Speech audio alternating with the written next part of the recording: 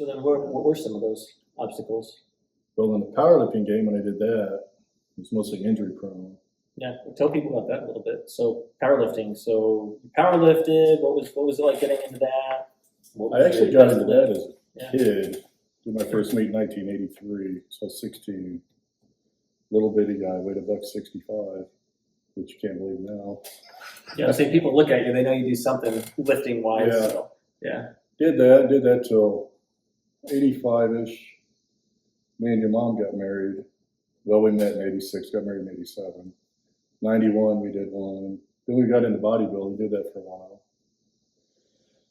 Then we did another meet, I can't remember, 99, 2000. And then finally in 05, we started getting consistent.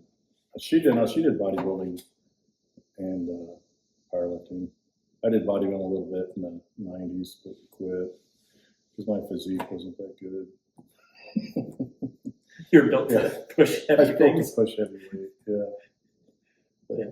yeah, I did good. Got the all-time world record 50 plus multiply, all federation, all weight class. Which was what? 865. 865. I've hit 1,015 in the gym.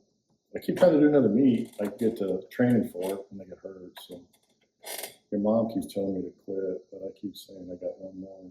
So you did 1,015. So was that like legit? That wasn't like off of a board or? What was No, that? I was touch and go. Really? Off the chest. Wow. You know, it wasn't a pause and it wasn't a meet.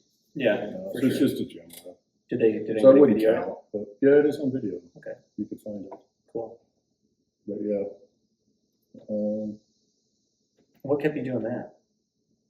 Why stay with powerlifting? I just liked it. When I was a kid, my dad was strong, uncles were strong. And I'm like, I'm going to be like those guys.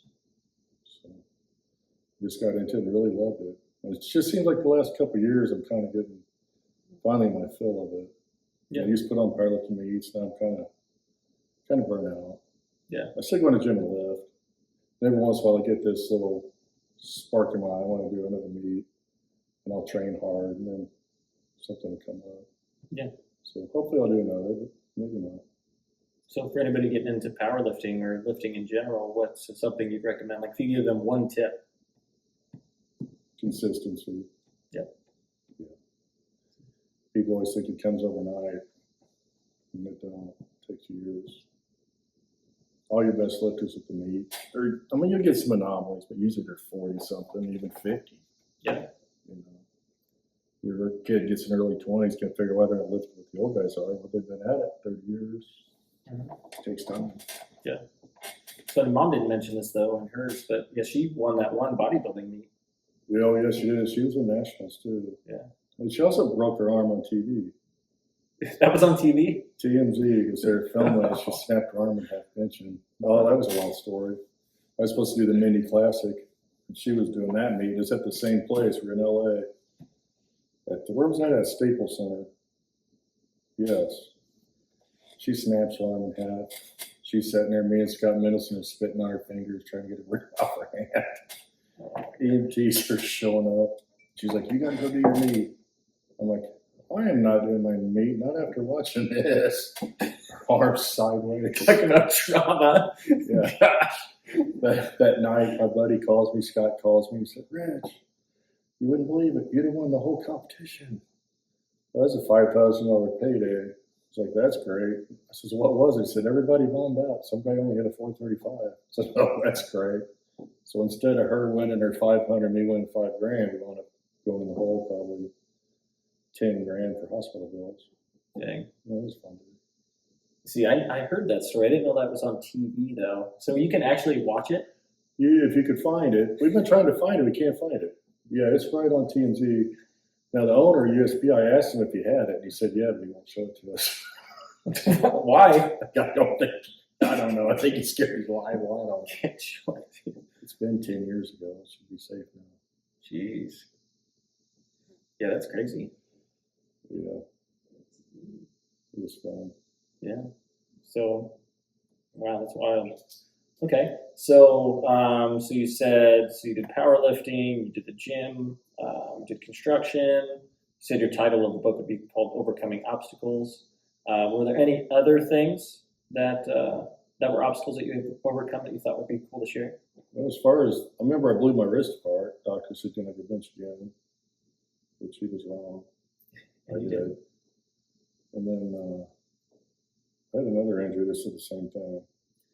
I remember the back injury, or the back surgery you did. Yeah. Paralyzed my leg. Yeah. That's Was it the left or the right that was paralyzed? left. Yeah. And it's bad because I had the back surgery because the right leg had numbness. And I come out, the right leg's fine, the left leg's totally paralyzed, can't even move it.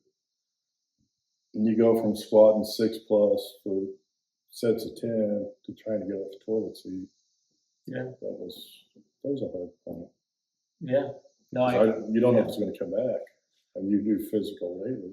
no, I remember. And the thing is too, is like you've always been used to, I mean, walking, lifting, doing all that, to have that taken away, especially abruptly, I could see that being really tough. Yeah, and I can't imagine somebody with both legs Oh yeah. paralyzed. That'd be terrible. Yeah.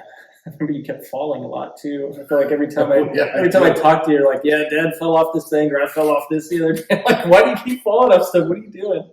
Yeah, I fell in the hospital, broke my leg, and I didn't know it was broke because I couldn't feel it. You actually broke it? Broke it. I didn't know it was broken. Yeah, broke the tibia. And I went in because it clicked when I was on my walker. That's 5-6 weeks after they took an X-ray and said, yeah, you broke it, but it healed back. So, I mean, there was literally no feeling there other than massive pain and burning sensation from the nerves. That's not good. No, that was terrible. No, I couldn't feel the bone broke. I knew something was weird because it click every time you move it. That's crazy. And I just remember you doing stuff too that you probably shouldn't have been doing on the construction site or whatever. What were some of those? What were some of the things? So on the trailer trying to unstrap the Bobcat when I shouldn't have been. Leg buckle fell off of that. Laying out here with my leg folded up under my back. I could feel my leg under my back. Your back. Yeah, you don't move that way. I couldn't feel the leg. I'm like, oh.